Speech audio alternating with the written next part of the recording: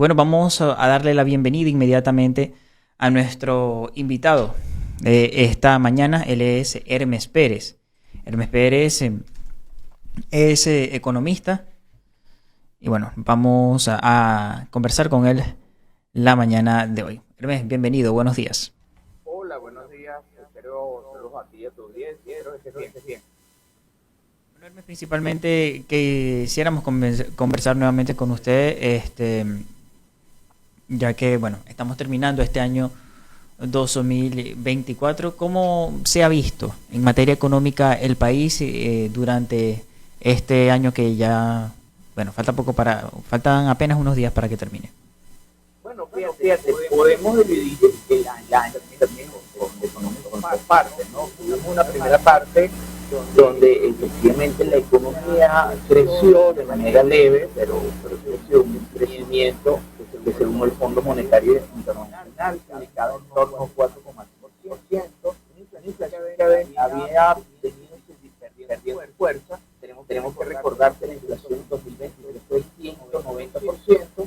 Este año entonces teníamos valores que apuntaban a la posibilidad de una inflación por debajo de los del 40%, un tipo de cambio estable y una situación que venía más o menos económicamente hablando relativamente con un crecimiento acotado, pero crecimiento así. Tenemos entonces después un segundo semestre, luego de las elecciones, donde la situación de alguna forma se ha venido complicando. Tenemos entonces un aumento vertiginoso del tipo de cambio entre enero y septiembre, por ejemplo.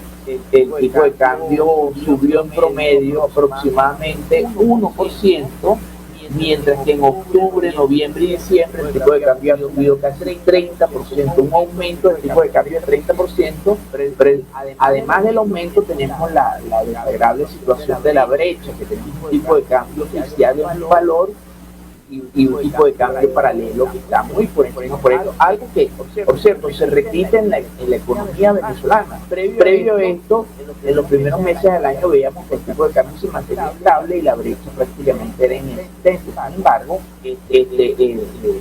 la brecha fue aumentando.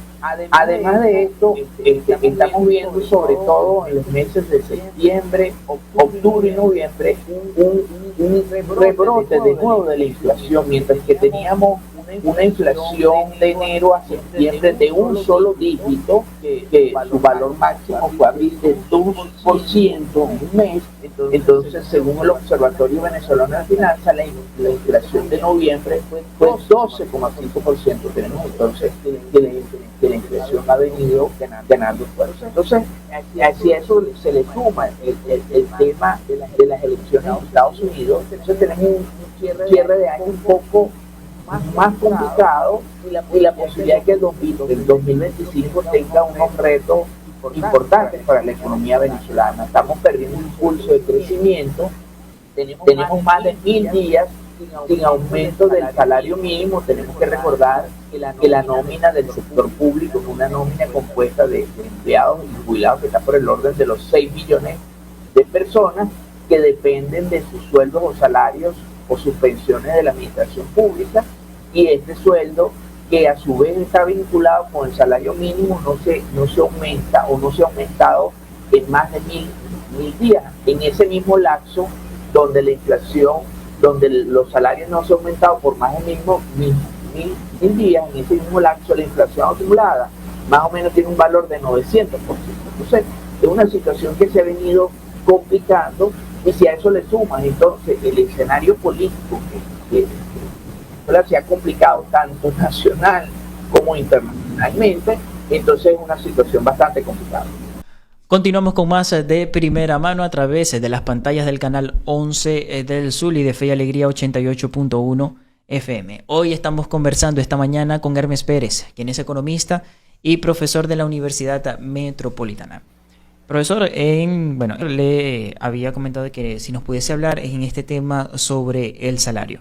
Vemos que ya tenemos casi 3 años con este salario mínimo, que es de 130 bolívares, aproximadamente unos $3, a como está el cambio en el Banco Central.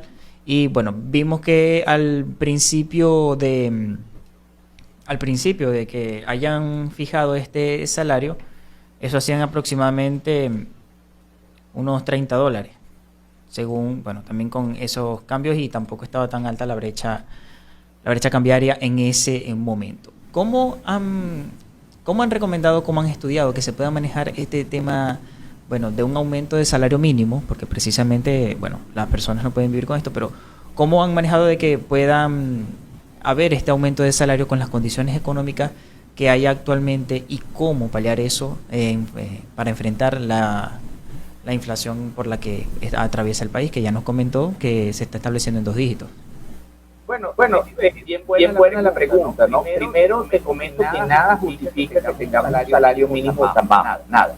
En 2024 el gobierno recibe, tiene estimado que reciba, ya con datos hasta noviembre, 18.000 millones de dólares. Estamos hablando de que eso es casi 40% más ingresos petroleros que en 2023, que fueron 13.000 millones de dólares. Si tú lo comparas con 2020, por ejemplo, estamos hablando que en 2020 recibimos, oye la cifra, 5.700 millones, y hoy en 2024 18.000 millones de dólares, 214% más que 2020.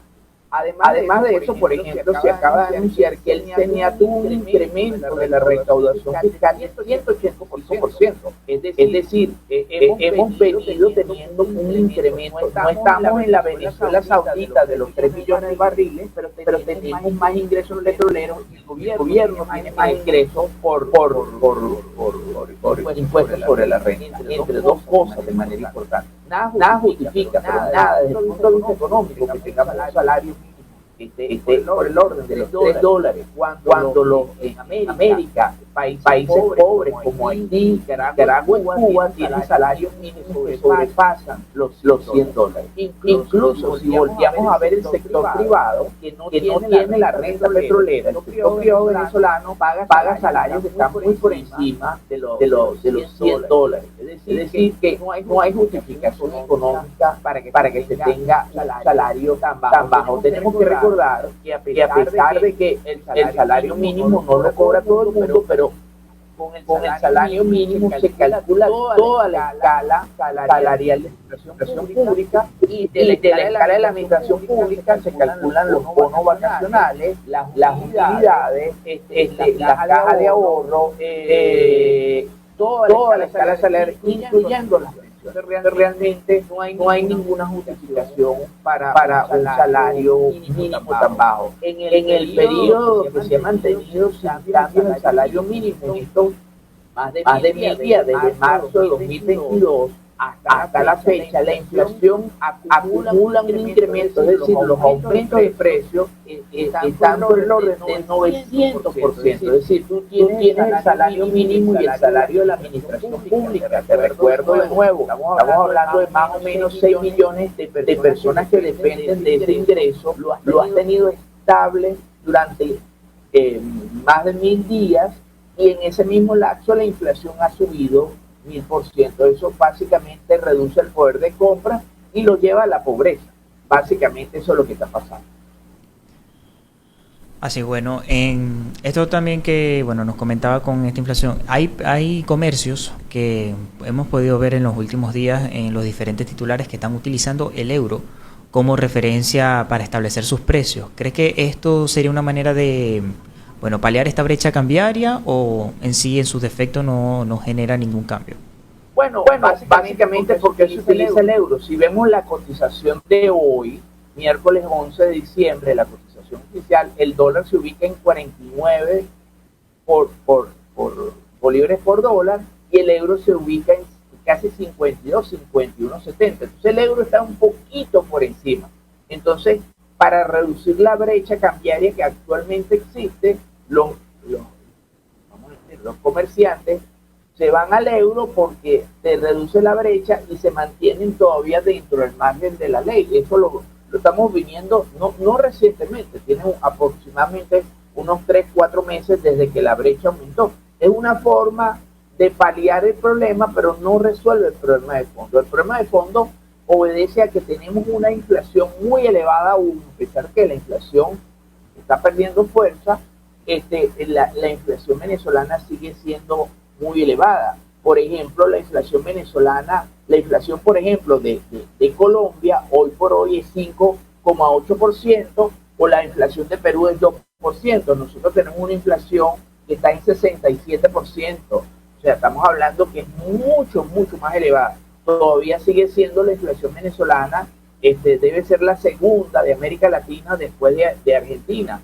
Pero la mayoría de países, Bolivia tiene una inflación de 6%, Brasil 4%, Chile 4%, Colombia 5,8% y Perú 2%, y nosotros tenemos una inflación de 67%. O sea, realmente todavía tenemos el problema inflacionario que se mantiene, y eso es una situación que se repite en la economía venezolana desde 1983, que se trata de mantener un tipo de cambio fijo con una inflación muy elevada. Es imposible mantener un tipo de cambio fijo con una inflación elevada, y eso es lo que produce esta brecha que tarde o temprano ha llevado de manera recurrente que en Venezuela se tenga que estar devaluando. Estamos hablando desde el Viernes Negro, cuando era el famoso 4.30, a la fecha. No ha cambiado, el problema persiste, y lo que más preocupa es que problema que se ha repetido y repetido y repetido en Venezuela no se le haya encontrado solución al mismo. ¿Cuál cree usted, bueno, ya que nos está diciendo que no se le ha encontrado esa solución, cuál creen que sería la solución? Lo que se debe hacer, el gobierno debe implementar para que, bueno, esta inflación pueda disminuir y la gente pueda recuperar su poder adquisitivo. Bueno, básicamente, ¿cuántas horas tenemos de programa? Para decírtelo en pocas palabras, se necesita un paquete, un programa económico coherente llevado a cabo por personas preparadas sobre el tema.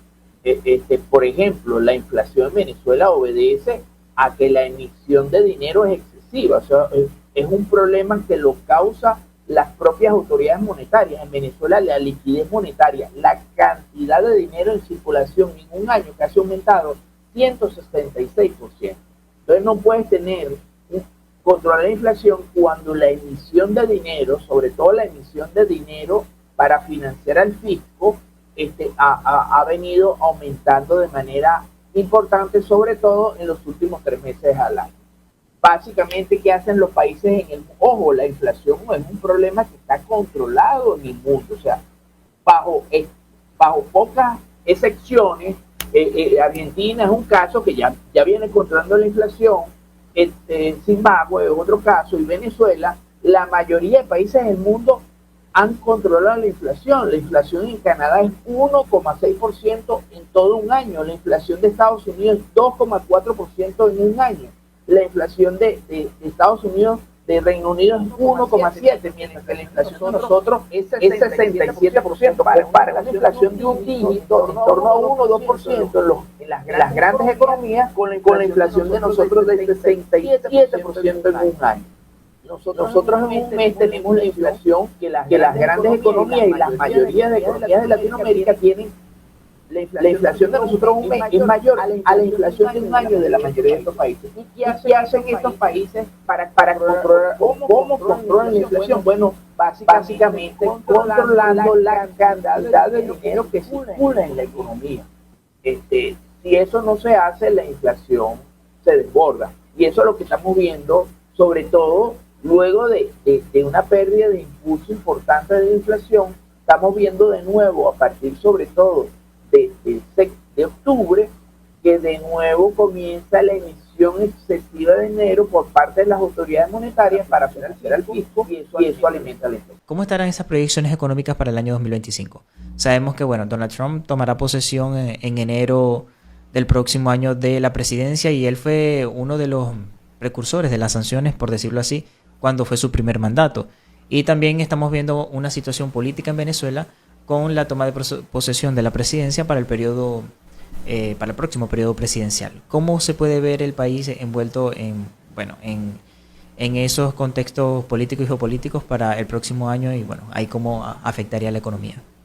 Bueno, fíjate, primero te comento, el Fondo Monetario Internacional publicó en octubre, o sea, tiene fecha reciente, un informe de perspectivas mundiales. En ese informe el Fondo Monetario Internacional, que es un ente especializado de proyecciones económicas, redujo los pronósticos de crecimiento de Venezuela de 4,5% en 2024 a 3%. Es decir, que el fondo anticipa un menor crecimiento en Venezuela para 2024 y para 2025.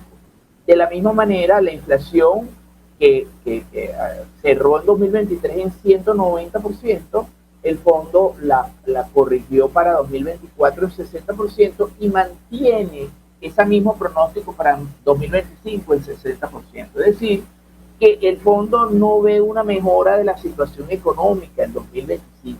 ¿no? A eso le tenemos que sumar el escenario político interno, que tenemos que reconocer que la cosa se ha venido complicando desde el punto de vista político. Hay una situación que bueno, tenemos que simplemente con oír los titulares que ustedes comentaron esta mañana, ya todos conocemos la situación interna en Venezuela. ¿no? A eso se le suma entonces el entorno externo. Donald Trump toma posesión el año que viene. En su última presidencia, él adoptó una línea dura contra Venezuela que prohibió la compra de petróleo y crudo al país. Eso fue un elemento importante, muy nocivo para la economía venezolana, un país que depende en buena medida sus ingresos dependen del petróleo, y Donald Trump en su primera gobierno, bueno, adoptó una línea dura. No sabemos qué puede pasar con este nuevo Donald Trump para 2025, ¿no? Vamos a pensar en dos escenarios. Hay un escenario de que él a lo mejor sea más pragmático, siga recibiendo el petróleo venezolano y las cosas se mantengan las licencias petroleras y las cosas se mantengan igual, o que adopte una línea poco más dura de la que actualmente la administración de Estados Unidos tiene. Tenemos que recordar que el secretario de Estado, que es la persona más importante luego del presidente de la República, es el señor Marco Rubio, que viene del estado de Florida y tiene una posición muy contra la situación venezolana. Tenemos a Rick Scott, que fue gobernador de la Florida, que también tiene una posición muy fuerte contra la situación de Venezuela y está nominado para ser presidente del Congreso de Estados Unidos. Tenemos a un señor que se llama Rick Wall, que también es electo por el estado de Florida y que va a formar parte del gabinete de Donald Trump. Entonces tenemos 3 o 4 personas, por lo menos cuatro diputados y senadores electos que vienen de la Florida y que tienen una posición muy marcada contra la situación actual de Venezuela. Entonces, en ese contexto, tenemos un 2025 que va a ser, puede tener dos resultados distintos. Que la situación, si Estados Unidos toma la línea dura, entonces eso seguramente va a afectar los ingresos petroleros, o que se mantenga la situación como está, el status quo como está, y bueno, sigamos vendiendo petróleo. Para lo que sí es cierto es que el actual contexto, sobre todo el interno, con una situación política que no se termina de resolver, tiene una relación directa con el desempeño económico. Hay unos indicadores que se llaman indicadores de gobernanza que estudian la relación entre la institucionalidad de los países y el resultado económico. Los premios Nobel de este año que ganaron el premio Nobel de Economía demostraron que existe una relación muy importante entre las instituciones y el buen estado de las instituciones y el desempeño económico del país. Entonces, en un país donde la institucionalidad se ha debilitado, pareciera difícil ver un escenario de un crecimiento estable a largo plazo. Bueno, profesor Hermes, muchísimas gracias por habernos acompañado en la mañana de hoy. Rápidamente nos pudiese decir, ¿cuáles son qué alternativas pudiesen tener los venezolanos para que, saber manejar su dinero y poder enfrentarse a esta situación que, vive el país económicamente? Bueno, un elemento hay cosas de sentido común en un contexto donde la inflación después de que había venido perdiendo fuerza, ha venido aumentando. Entonces hay que tomar las previsiones en torno a que financieramente las personas y la familia deben buscar forma de recortar algunos gastos suntuosos que puedan tener, ¿no? Y de la otra, o sea, tratar de mantener o recortar gastos que no sean necesarios. El otro elemento, hay que buscar formas de aumentar los ingresos. Es lo que hay. Tenemos que buscar formas de ganar más o tener actividades paralelas. Yo soy jubilado de la administración pública y sigo trabajando. Entonces uno tiene que buscar formas de buscar aumentar los ingresos familiares. Si hay varios miembros en la familia, entonces cada quien tiene que tratar de buscar forma de aumentar su ingreso o de obtener ingresos de una manera lícita para ayudar al mantenimiento de la familia. Entonces, en este contexto, mira, recortar o tratar de mantener los gastos suntuarios, tratar de incrementar y diversificar ingresos, y bueno, estar pendiente sobre todo el elemento de la brecha cambiaria es un elemento importante, porque cualquier operación que involucre dólares significa que sumada a la brecha, uno puede perder en un momento determinado un 20-25% en una transacción. Entonces, hay que ponerlo